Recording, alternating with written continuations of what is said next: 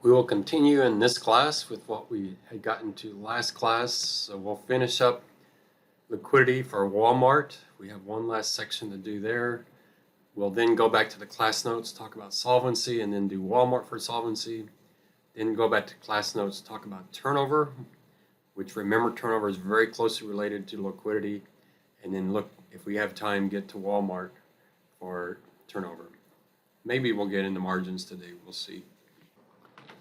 With Walmart, we talked about the growth in cash from operations, that it's very subdued.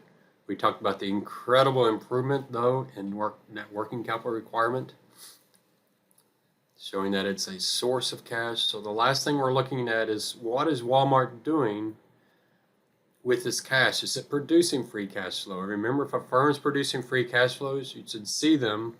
Look at 2017, paying dividends, buying back stock, and repaying debt. Remember, in this chart, it's a little bit confusing chart, but bars above the line is when Walmart is sending cash out the door to stockholders and bondholders. Bars below the line is when they're either issuing stock or issuing new debt. So here you can say they borrowed a lot of money in 2019. For Walmart, I know that's because of their purchase of Flipkart. So the net cash flows has been growing at 2.06%. And if you go down to the very last page, remember the last page has the Excel table, you can see that the shareholder cash flows has been growing at 2.6%. Here's a time where you might get an NMF because it might have been negative and now it's positive. You certainly see that on the debt for Walmart. They were issuing debt. This last year they paid off the debt. But you also should always just look at the numbers. You can see with Walmart, it's all over the place. You can see the big jump from 2019 to 14 because they borrowed all that money in 2019 to buy Flipkart. So look at the trend. We're also looking at capital expenditures. So we're trying to ask, what are they doing with their cash? So in 2020, $14 billion went back to stockholders and bondholders. Only $10 billion was reinvested in the firm. You can see their reinvestment is very stable, but it has been coming down over time. If you look at their capital expenditures as a percentage of their cash from operations, it was as high as 56%, and now it's dropped down to as small as 42% and gotten even lower than that. So, and that makes somewhat of sense. You don't think of Walmart, they are so saturated, especially in the U.S. and even in Central and South America. They're getting more and more saturated, and they're struggling to grow overseas in Europe and Asia. So, where else can they really reinvest in the firm if they've saturated the U.S.? So the best they can come up with is just to send money back to their stockholders and bondholders. But you can see that has come down a little bit the last few years. They were sending out as much as 19 billion. Now they're sending out as much as 14 billion. But the key there is the growth rate's not too strong, and it's somewhat exaggerated because they had a large borrowing in 2011. If you compare it to more recent years, it's been somewhat flat and with a peak in 2018. So that's what I'm talking about. Don't just look at the CAGR. Look at the pattern, look at the trends, see if you can figure out the story of this company as best as you can, or at least acknowledge that, wow, there's a lot of things going on with this company. Why do they keep flipping around? Costco is a good example, and I don't have Costco here, but Costco is a very unusual company in how they do their dividends. They do these large special dividends every 3 or 4 years. Very unusual. In your paper, you can say something as simple as more research is needed to try to figure out their strategy here, or you find a year where something really large happened, like with Walmart, something big happened in 2019. Go to their annual report or go to the internet and ask any major acquisitions in 2019. You can find those large items. There tends to be something. There will definitely be something in annual report. There could be something just in an internet search. I'm not saying you need to do that, but if you really want to get into your company, that would be the way to really enhance your analysis. So going back up, it looks like Walmart is producing some good free cash flows just because they're sending so much money back to their stock and bond holders. $15 billion in 2020. They must have confidence. So that's what I say here is there's strong growth in cash flow to investors is evidence liquidity is not a serious concern. You don't send out $15 billion in dividends and stock repurchases and paying down debt if you're not confident in your firm's liquidity. So it shows management's confidence to distribute cash to shareholders. All right. And then the next part of the free cash flow is reinvestment. Is the firm reinvesting in the firm, reinvesting in itself through capital expenditures? You can see its CapEx, the CFO, has dropped from 56% down to 37%. So you're trying to figure out what's going on. I think it's just because, if you look at this line, it somewhat has flattened out and is starting to recover some. But this to me is just Walmart saturating this market. You can see Costco is much more volatile, but Walmart and Costco the last few years have been very, very similar. Your firm may have acquisitions. So this is something, we'll talk about this when we talk about your individual companies, when we do the smaller group discussions. Do you need to talk about acquisitions? If your firm does not have any acquisitions, then you can exclude it. Walmart had a large acquisition in 2019 when they bought Flipkart. That's an Indian company. And so that caused a big jump. So there you see CapEx didn't move, but when you put CapEx plus acquisitions, you see a big increase. And really Flipkart is the main one. They did buy Jet.com. I don't know when that was, maybe back in 2012. So do you need to talk about all the years? No. However, if there's one year that was really huge, like 2019, or let's say 2014, you saw a jump up, you might want to answer that. As I talked earlier in the class, if there's a huge change in the graph, you see a major spike, even if it's an earlier year, it's best that you have an answer for that. And even really best is when you do the chart, rather than wasting time in the discussion, you could just put a text box in with an arrow saying acquisition of Jet.com. Something like that. So your boss sees it and says, okay, yeah, I remember they bought Jet.com. That was back in whenever, 2012. You don't have to waste time in the discussion. You get to the answer. You can do it all in the graphs. So this is where I'm looking for your ability to communicate as efficiently as possible. All right. So that's it for Walmart. You can see liquidity has some tough parts to it. It is, trust me, it is the hardest part of the entire paper.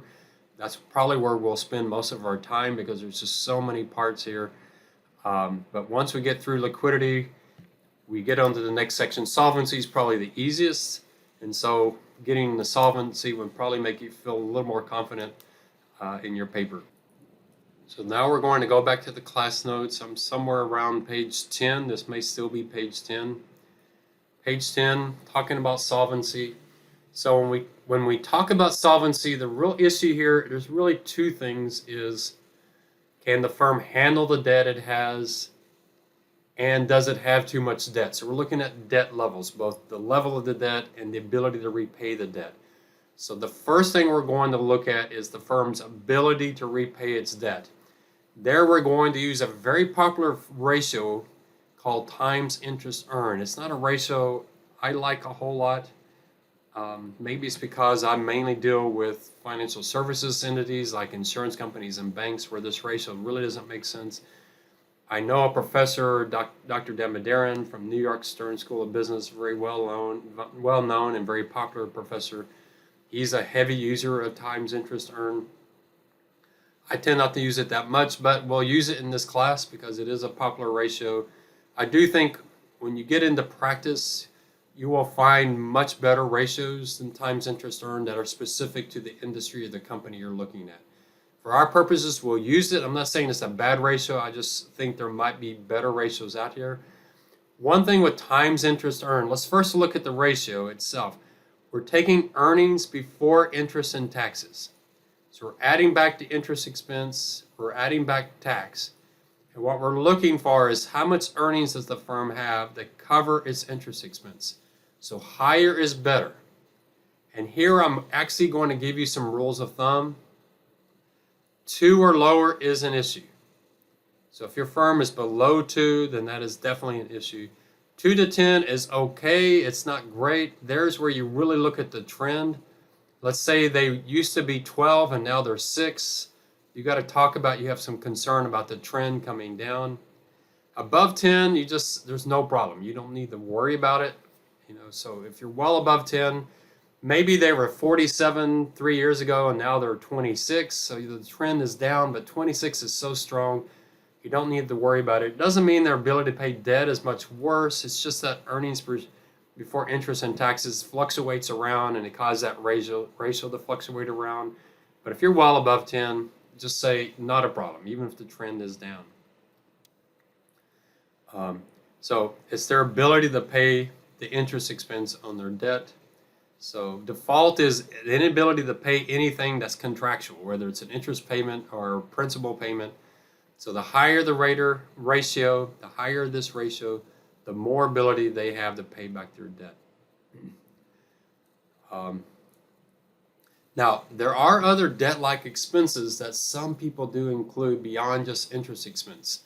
Capital leases is a big one. I know the accounting rules for capital leases is changing, or for leases themselves is changing.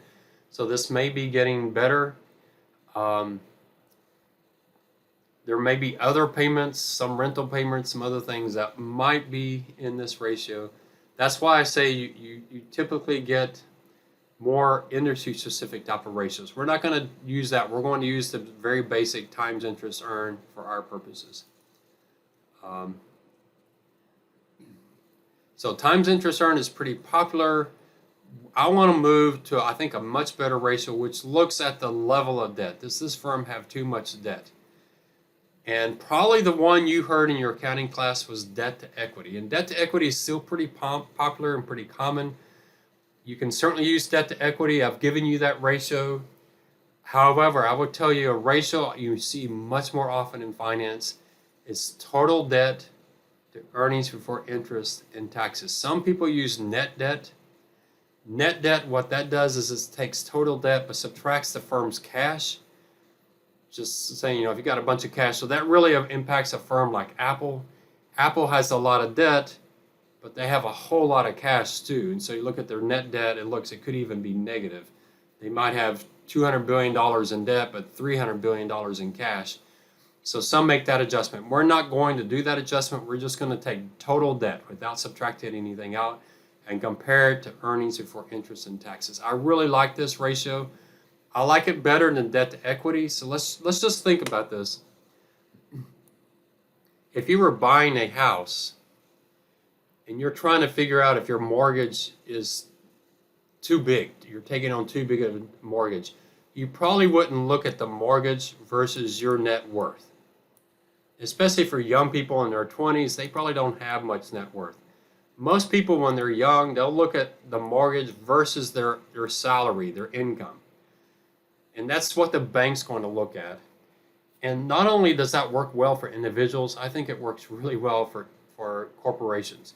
In fact, my friends that are in the business doing this, most of them use debt, total debt, or net debt to earnings for interest and taxes. So I'll give you both ratios, but I'm going to recommend that you use total debt to EBIT, or total debt to EBITDA. EBITDA is EBIT, earnings for interest and taxes, plus add back depreciation and amortization. So I think that's the better ratio to use.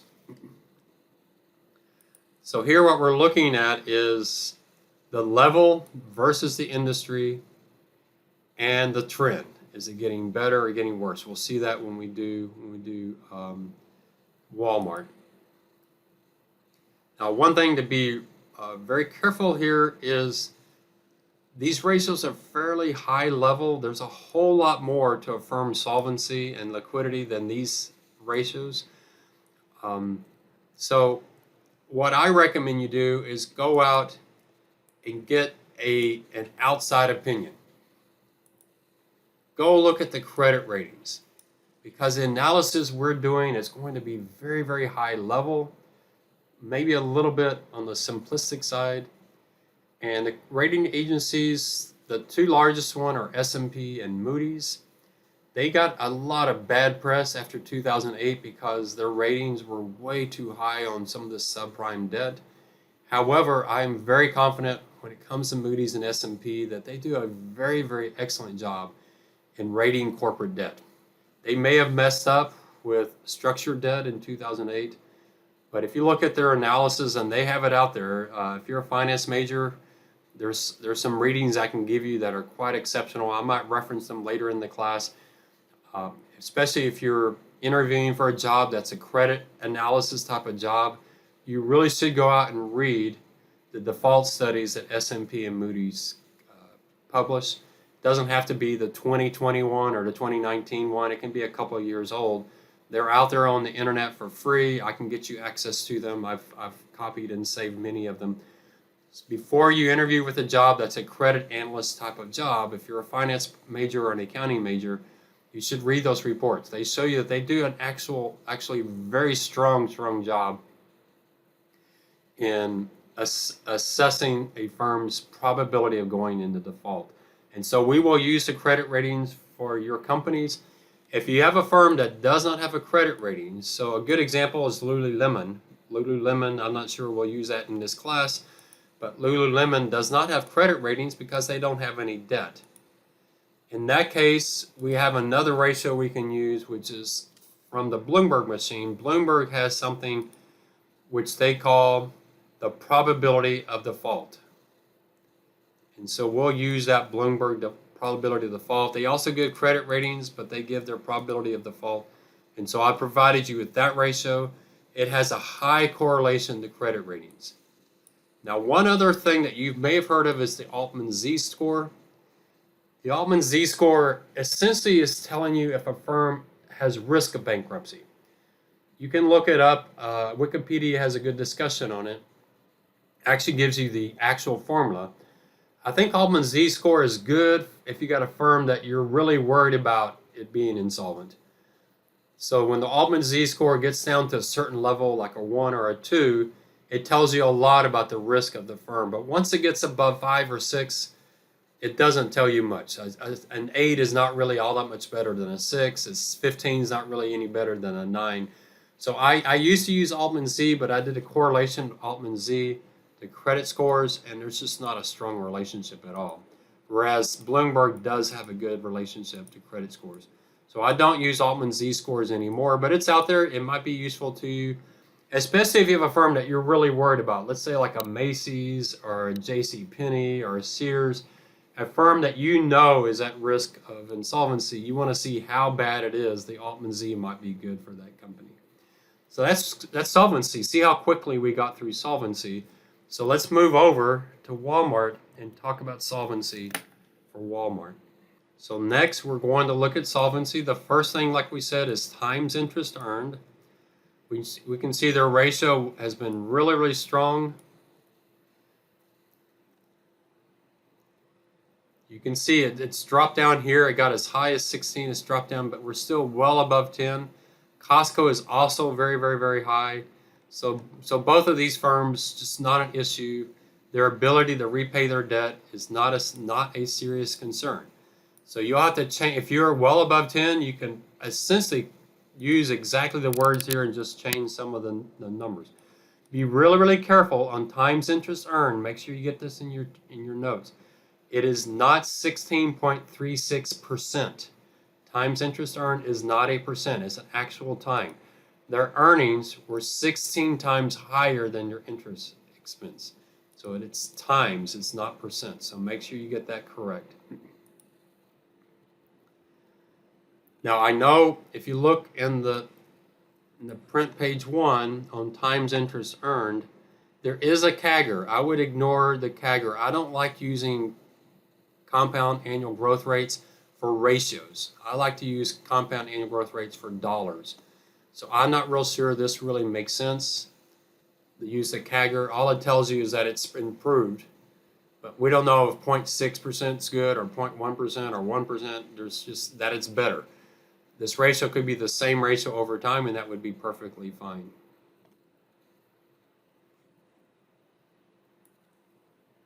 You are noticing some of my students get confused. There's sometimes where my numbers don't quite tie, and here you can see it doesn't quite tie, so I should update that and fix it. And the problem is that Walmart has revised some of their numbers, so some of the numbers are slightly off. Second, looking at their total debt to EBITDA. And here's where I really like to use the industry chart. You could kick out the 0.9%. I usually on this chart kick out the 0.1% because it's almost always on the zero line. There's enough firms that have no debt. You get on the zero line. So this is one where we can see with Walmart, their debt has been right in line. It was above the industry median. Then it got in line with the industry median. And here recently, it's jumped up. It did rise. Why? Because of that Flipkart borrowing that caused its 2020 number to jump up. I don't know why. I can't explain why its 2019 number didn't jump up. But the 2020 number did jump up when they added an extra debt. So here you're just trying to see, are they above the industry or below? Remember, above the industry is a concern. Below the industry is good. So are they above the industry? So Walmart has traditionally been above the industry. You can see the industry's debt has risen, so that Walmart, with its very stable debt, has now, as of 2019, was in line with the industry. Then they borrowed a lot of money to buy Flipkart, and have now jumped above the industry quite significantly. So that is a little bit of a concern. The third thing we look at is how much debt grew. And here's where we use the CAGR. So you look at their total debt, and it's grown 4.3%. So you look at that CAGR. I probably should fix the times interest earned. It was 1551 in 2020. Why don't we fix that so we have the right number there?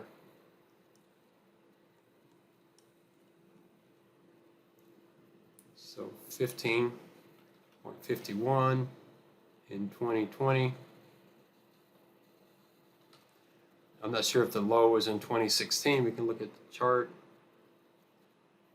Looks like 2017 was the low, but so just I edit. Sometimes in my charts, I don't update it as much as I should from the last time I wrote it. So some students waste hours trying to figure out where did I get these numbers. Just don't worry about that. Focus on your company. Don't try to back into Walmart everywhere. There's a few places where you're going to find that Walmart had some changes, and I just didn't catch the change. All right, so their debt has been growing at 4.3%, and that's a faster growth rate. If you look at the rest of the company, the very, very last chart, their revenues have only grown 2%, and their income is actually flat. So debt growing at 4% is one of the fastest growing things out there. Now, why is it growing so fast? Well, because of Flipkart. If you look at it the year before, that's where the big growth in debt is. And so I know there's a disconnect, and I just can't explain these. There's something about the accounting. It looks like the debt was added in 2019, but it actually shows up in 2020, and that's just, there's something accounting going on. Those are those things, and there's a reason I use live data, is when you do case studies, they clean all that up so you don't have those confusions, but in real life, those confusions are there. It's hard to explain. It's something you could spend hours trying to answer. I'm not asking you to do that, though. I don't want you to worry about that. You just note that there's something unusual going on, and there is something going on unusual here. But we can see here the debt has really been a recent thing. A couple of years ago, their debt was actually lower than it was back in 2011. So you just look at the trend, try to get some answer for what's going on with your firm. So going back up to that third thing, you need to talk about that growth in debt and talk about whether that's a really high growth or low growth, depending, compared to other things going on with this firm. And then the last thing is, this is what we call quality of earnings. So for quality of earnings, what I want to do, and I've got it here, you can keep this worded exactly like it is here. We're going to compare cash from operations to some measure of net income over time. Why? Because if management is manipulating earnings, you would notice something going on between cash from operations and earnings. So let's look at this chart. It's a little confusing, but I really like it. It's a chart I really recommend that you use. So what we do is the blue is net income. So here's net income. The entire bar is cash from operations. So if the entire bar is greater, so you look at 2015, the entire bar is much greater than net income. That means we're adding back depreciation. The change in working capital was an improvement. That's things like receivables and inventories actually got smaller. And then you have other differences. So we can see 2015, that's good. 2020, the other differences was slightly negative, but I don't see any. If your firm's doing something funny, some kind of manipulation of earnings, you'll see a lot more volatility. We can see the other differences. There's a big difference in 2019, a smaller difference in 2020.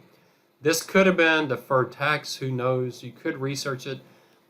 I'm not asking you to research it, but if you want to do it, if you really want to get into this, email me and we'll sit down and I'll help you how to figure this out for your company. But I don't see serious concerns. I think what I've seen with most companies, there's either a lot of fluctuation in the working capital.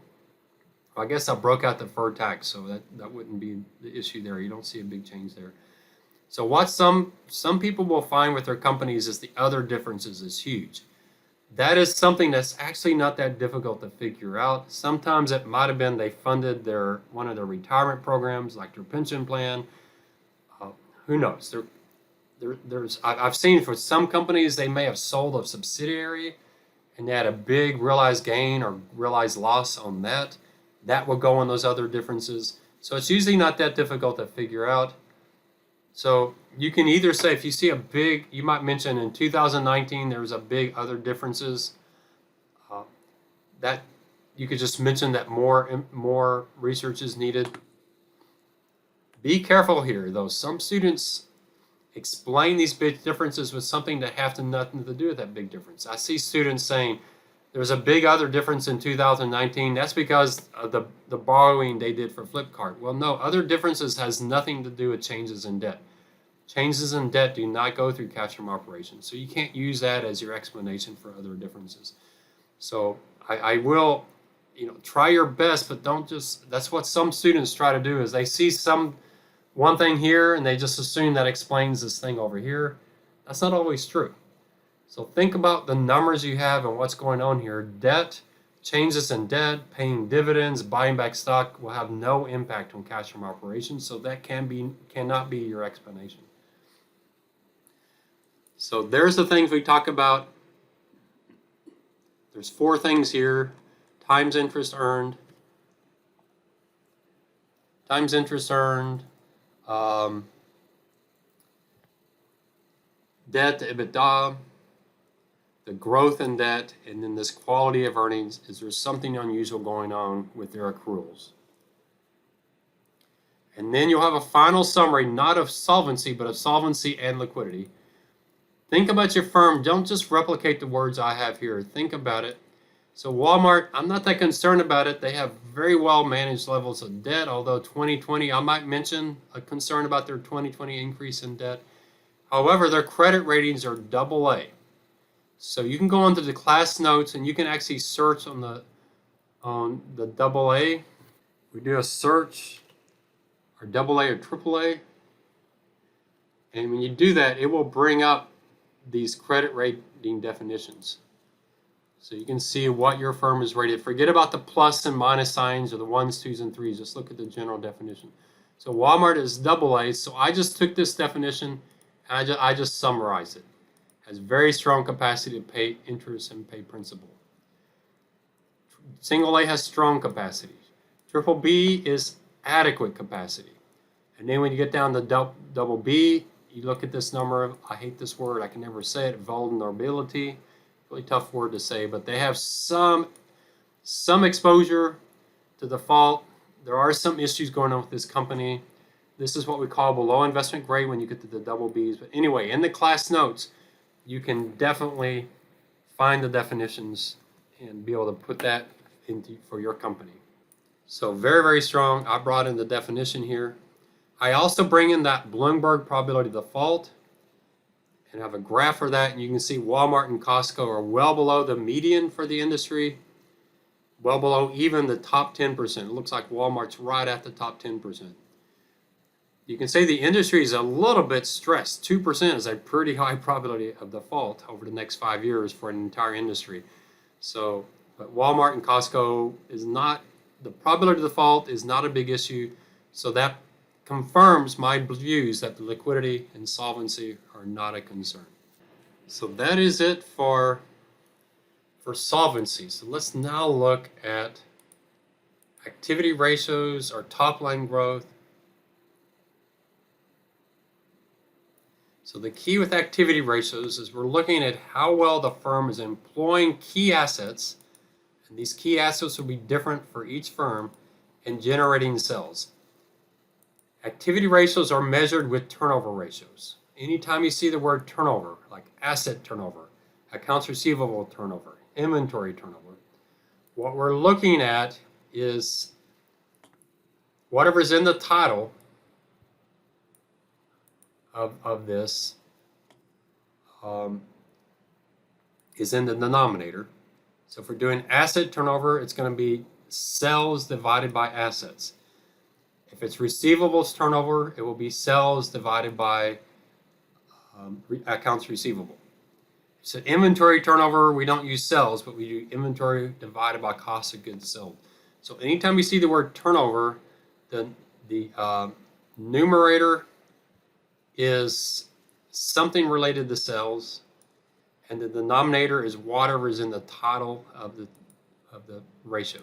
You don't have to memorize that. I'm not making you memorize ratios, but just know that if you see inventory turnover, it's going to be inventory over something related to sales. So asset turnover is sales divided by assets.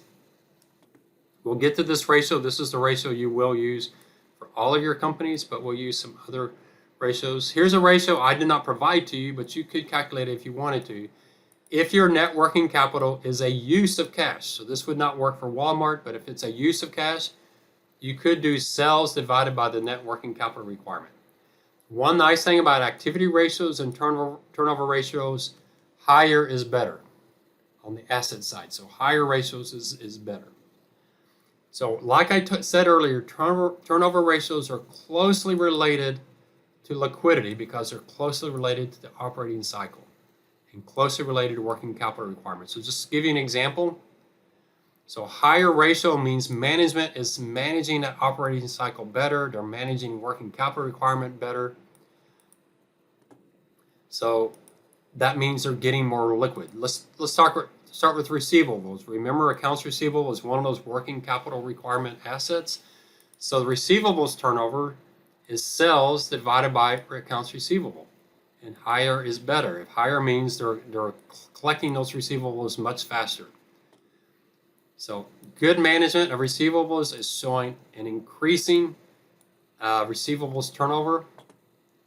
You could just look at credit sales, but it's hard to get that. So it's hard to get that one number.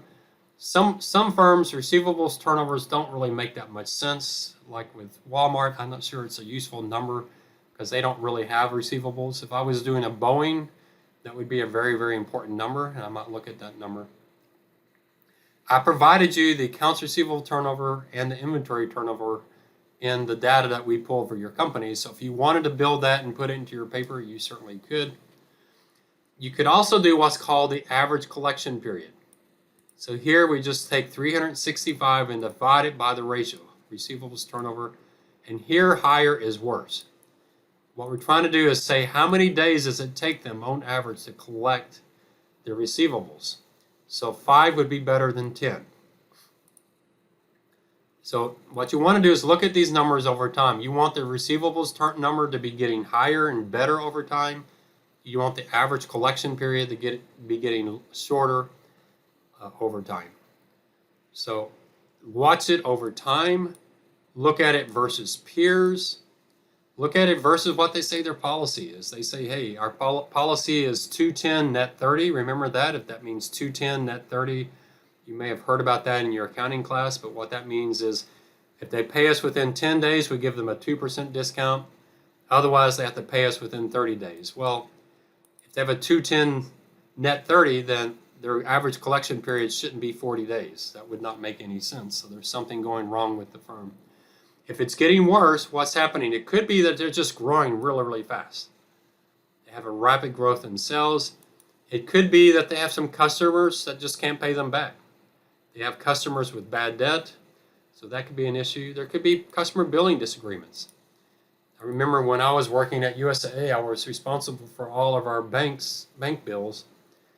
And we had a contract, and we reworded the contract to tell our major custodial bank that we would not pay the bill until all errors were fixed. And their bank billing system was horrible.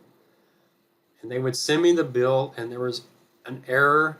I would tell them there's an error. The guy I talked to, he would usually say a bunch of cuss words, not at me. He was mad at his company. They couldn't get the bill right. I call a guy named David, call David and say, David, this line's still wrong. And he would cuss and get it fixed, send me a new bill, and something else would be wrong. It could take me 4 or 5 months to pay that bill, which was great.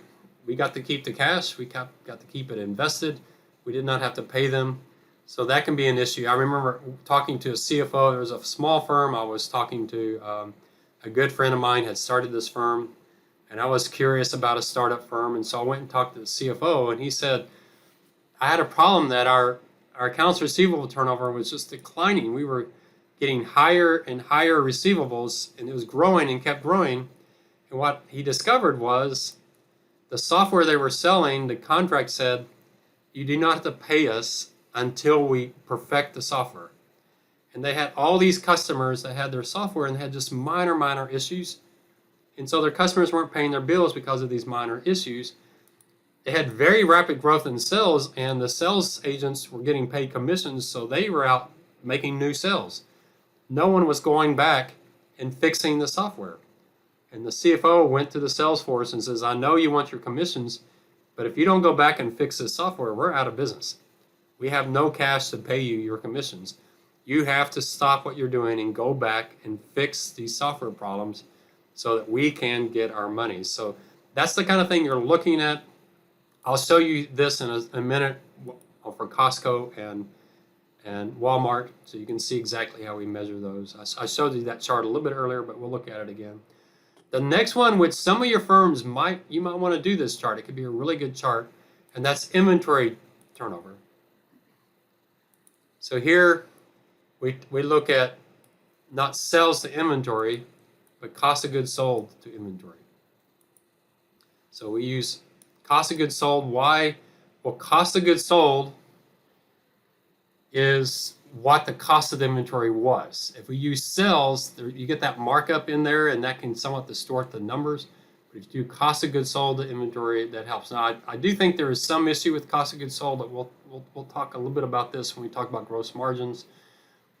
I'll give you a great question to bring up in your accounting classes because I think it's really, really important.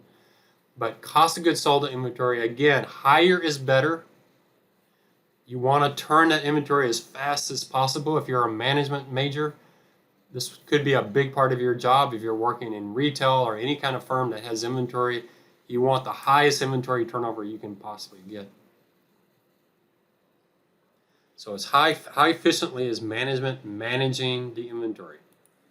If it's deteriorating, it could be because sales growth is slow, could be just bad, poor management of inventory, or you could just have inventory that's obsolete. Now, firms are getting much better than this. You may have heard the term just-in-time inventory. If you look at, there's a famous ratio that we look at, which is business inventories. It's part of what the Federal Reserve reports. That ratio has gotten tremendously better over the last 30, 40 years. I probably should update this to say 40 years. Just tremendous improvement. However, there is a huge problem with just-in-time inventory. When you have something like 9/11, or we had several years ago, there was an earthquake in Japan that disrupted the inventories of auto manufacturers, and it created a huge backlog. COVID-19 was a big concern of, wow, if we're doing just-in-time inventory and we're waiting for stuff we want stuff to show up the day before we need it, and then there's some major crisis around the world, it can be a problem. So just-in-time inventory has its own risks. So if you're a management major, that's going to be a big part of your job. How do you err on the side of you want to get this ratio as strong as possible, but you don't want to risk major stockouts with your inventory? And we saw that with the auto insurance and auto manufacturing industry back in 2010. Just could not sell cars because they could not get parts. So we can convert that into a ratio again, 365 divided by inventory turnover. Again, here lower is better, higher is worse. You're trying to see how many times do you turn over inventory. Some firms like a Wal-Mart are incredibly good at this, very, very fast in the inventory turnover. Some firms like a Tiffany's, it's going to be very slow at inventory turnover. You're not going to have people buying $40,000 diamond rings just standing in line with shopping carts at the register like at a Walmart. It's a very different business. That doesn't mean Walmart worries about inventory turnover, but Tiffany's doesn't. Tiffany's needs to work on inventory turnover just as much as anybody else. They just know their numbers will not be nearly as good as Walmart's, but they need to be better than other jewelry manufacturers. They still need to be good and improving over time. So that brings up our operating cycle. It's how many days does inventory sit? How many days of sales does inventory sit in inventory? What's your average collection period? And then when do you pay your vendors? So we saw with Walmart, this was actually a negative number. They turned their inventory and collected the receivables before they paid their vendors. That's a wonderful business model. If you can produce that like a Walmart or Dell Computer do, that's a great business model. You will be very liquid, and you will probably be very high. You will have very high turnover. Now, whether you'll be profitable or not gets to margins, and we'll talk about margins. Usually, firms that are great at turnover tend to be really bad at margins, and we'll see that as we talk through that. So that cash conversion cycle is just looking at how many days stuff stays in these different ratios. And you want a firm that's improving all of these. You want them collecting their receivables faster, turning their inventory faster, or paying their vendors more slowly, assuming they can get away with that without harming their relations with their vendors. All right, that's that cash conversion cycle or the operating cycle. I use those interchangeably. But from the point in time you start the business to the end where you collect from your customers and pay your vendors, how long is that period of time, and is it using cash or producing cash? Now, some of your firms, we'll see which firms you pick, do not have inventories at all. And they don't have a lot of assets either. You look at a Facebook doesn't have a lot of assets.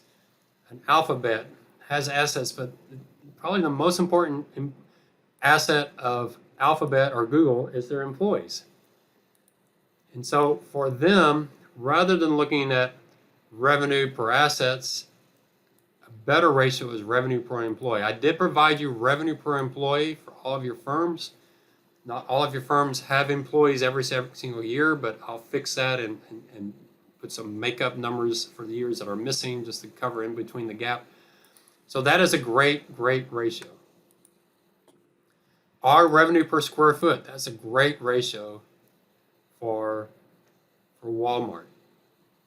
So how can you improve asset turnover? So there's a few strategies. The class notes have them, but I want you thinking about this. This is really important stuff, especially if you're in management or finance or accounting. You need to understand marketing, wherever you are, in any degree, cybersecurity. You need to understand how your firm makes money, and turnover is an important one. How does your firm improve its turnover?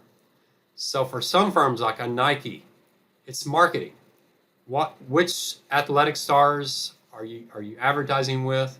What strategy do you have in that marketing? What demographics are you going after? Obviously, Nike has gotten really famous, and some of the people they've been using the last few years, they've actually made some people in the older generations upset, but they actually picked up a lot of millennial shoppers, and the people they lost weren't buying Nike shoes anyway.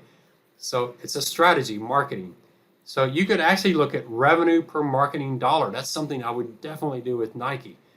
And just see, and Nike is incredibly stable on that over time. How much they spend on marketing versus their sales, there's a very close relationship. Another way to improve turnover is to shut down inefficient stores. If I were looking at a firm like a Macy's, and Macy's is doing this right now.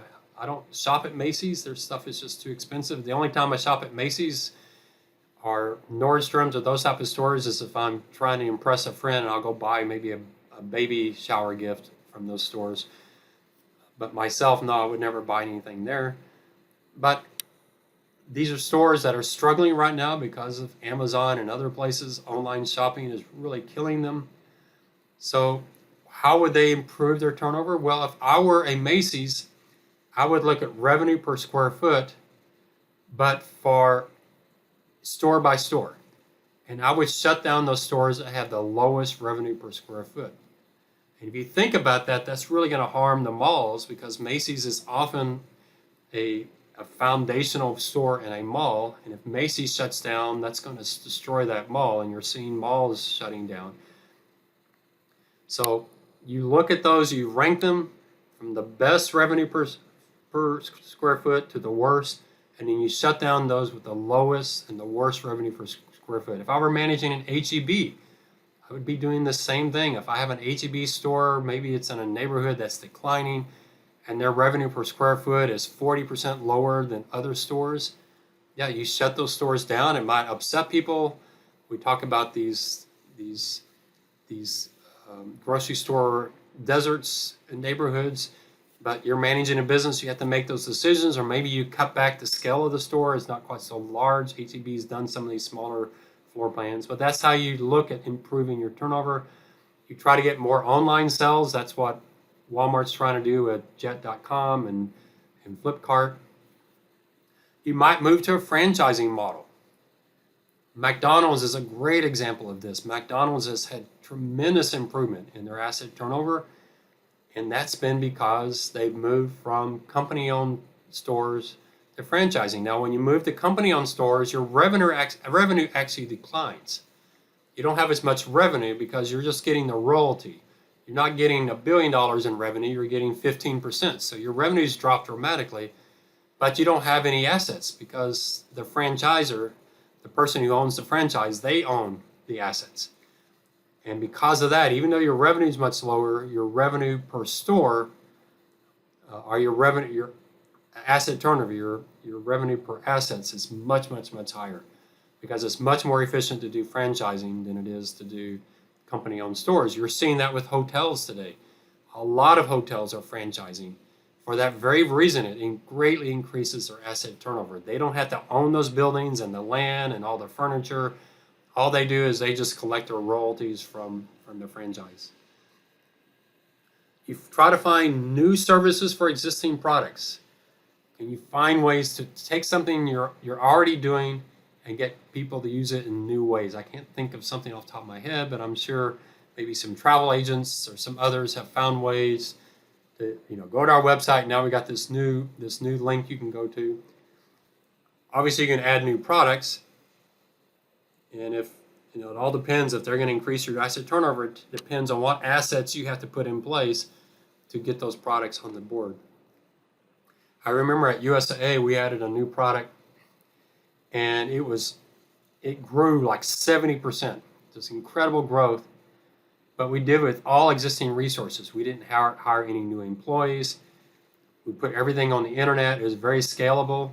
So all of that revenue was essentially just pure asset turnover. There was no assets added, no employees added. Pretty incredible new product. You can expand hours. Now, when you do that, you're going to have to pay your employees more. You may have to give them a shift differential, so your margins may be hurt, but your revenue is going to improve. I've seen McDonald's going to these 24 hours. I've seen some gyms go to 24 hours. I'm not real sure how that really helps them because there's so few people there. But if they can pick up 10% more customers, even if those customers never come at 2 a.m., but the only reason they signed up and got a membership is because you're open 24 hours, even if they never use it, then maybe it's worth it. But that's the type of analysis you do.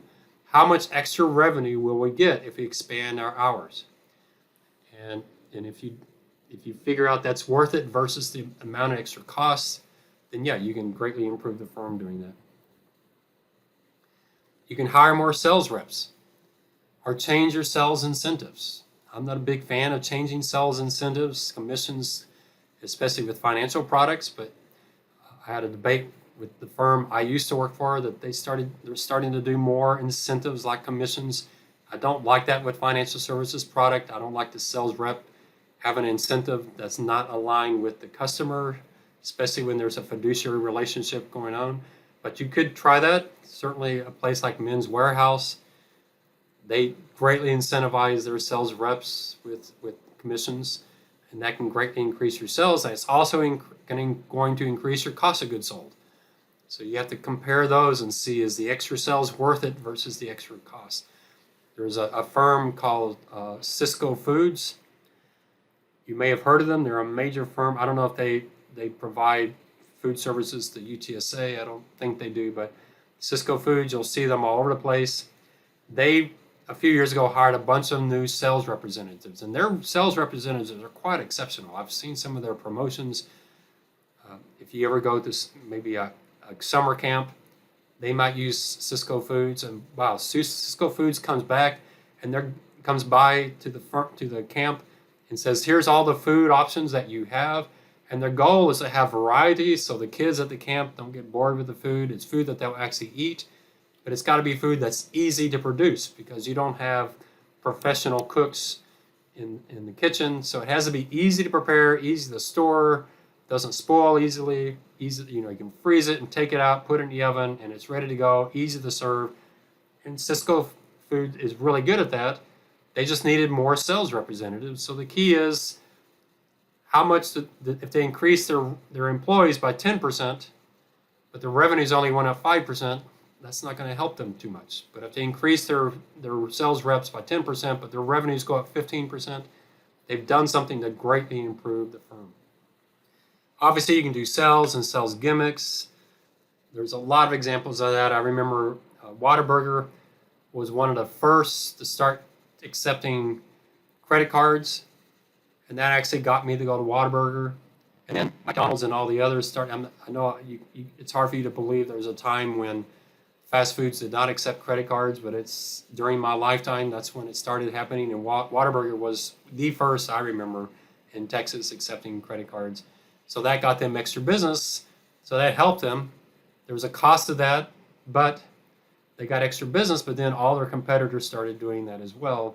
So you have to think through. One thing I love about Whataburger is they understand when you have a cup that's massive, that the straw needs to be a good 6 inches bigger than the cup. McDonald's has still not figured that out. So there's some small service things that firms can do that would actually attract customers, and the competitor doesn't understand it, and that's going to give them an advantage. I think about firms like H-E-B and Chick-fil-A. They have a reputation for very high quality service. Their checkout clerks are much nicer than at other stores. That can give you an edge, give you new business, but at the same time, you have a cost to train those employees, find those employees that will do that. So everything you do that will improve turnover is probably either going to increase assets, so you have to look at the increase in revenue versus the increase in assets, or it's going to increase your costs and have an impact on margin. We'll talk about that. But here's what I want you to get in your analysis. This is really, really important.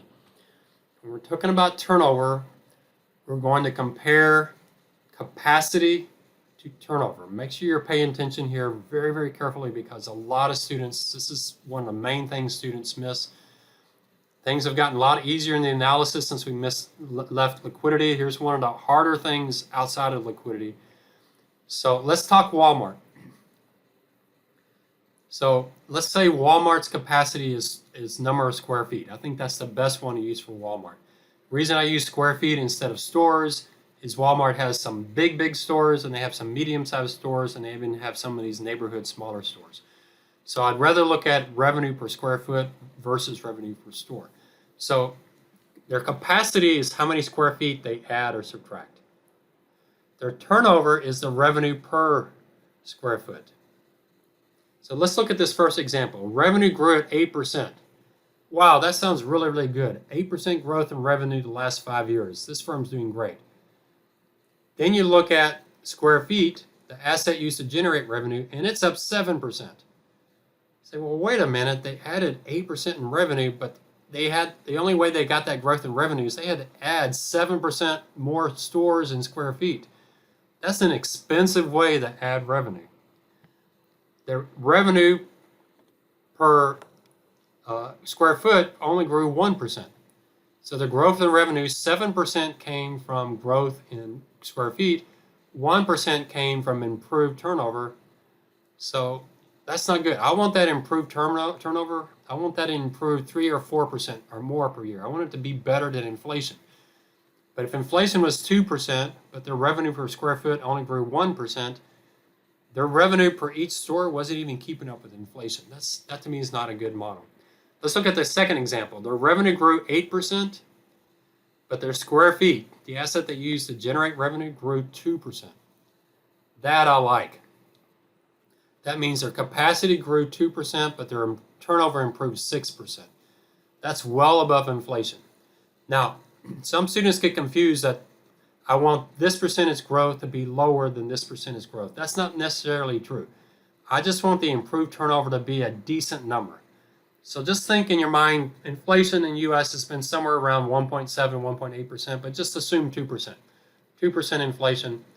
I would like to see revenue grow at least with revenue turnover, whatever it is, revenue per square foot, revenue per employee, whatever it is, I'd like to see it grow at least with inflation, at least 2%. So you might get a firm whose capacity grew 10% and their turnover grew 5%, so their overall sales was 15%. I think that's great. Most of their growth came from capacity, but their turnover was pretty strong still. Or their capacity might have declined. So their capacity could be down 10%. Maybe that's Macy's. Macy's is reducing their capacity. So their capacity is down 10%. Their turnover improved 3%, but their sales are down 7%. So you look at a Macy's and say, wow, their sales have fallen 7%, but they shut down 10% of their stores, so their turnover is up 3%. That's good. They're shutting down the right stores, and it's improving their turnover. So this is one. We'll talk about this on our one-on-one group, smaller group discussions, and make sure you get this. I'm going to focus on these more difficult things when we do the smaller group, but hopefully you're seeing what I'm talking about between capacity and turnover. So I've given you some in the notes, advertising, some extra ones. McDonald's adding breakfast, adding drive-throughs, new sales. By sales, I mean sales gimmicks, things on sale for 10% off. Mergers and acquisitions are another one that can be in there. Your mergers and acquisitions will only work if the firm you're acquiring has better turnover than the firm that's doing the acquiring. We talked about this one, talk about these other ones.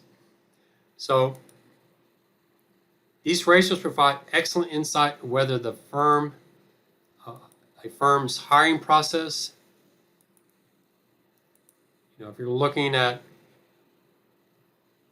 firms that do consulting, if they're hiring people, if that's really improving the firm, or if they're building stores, how good of a job are they doing? So if you look at Google makes a big deal about their hiring process. Some of you might be human resources, might be your major.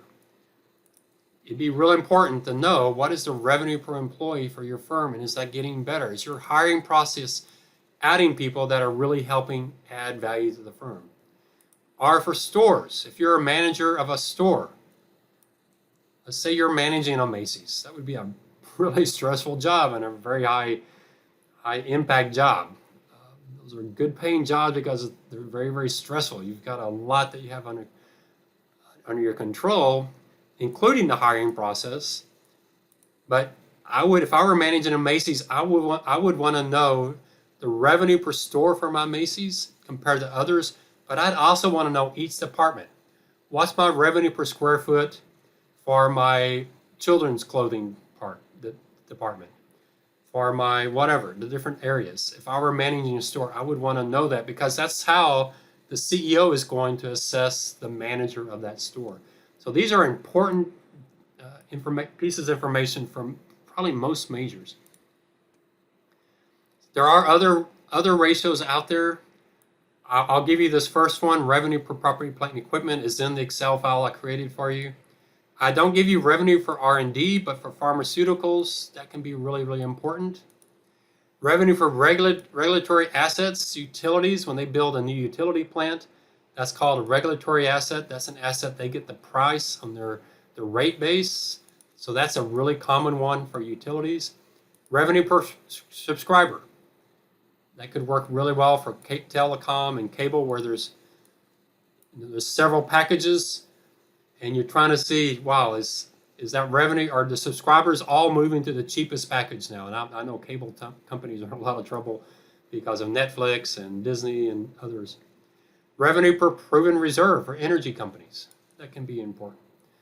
You might, if you're trying to figure out a company, let's say you've got to do an analysis, maybe for an interview or going into an interview, or trying to figure out what would be their most appropriate turnover ratio, go to their annual report and see what charts they're showing. That can be very, very important.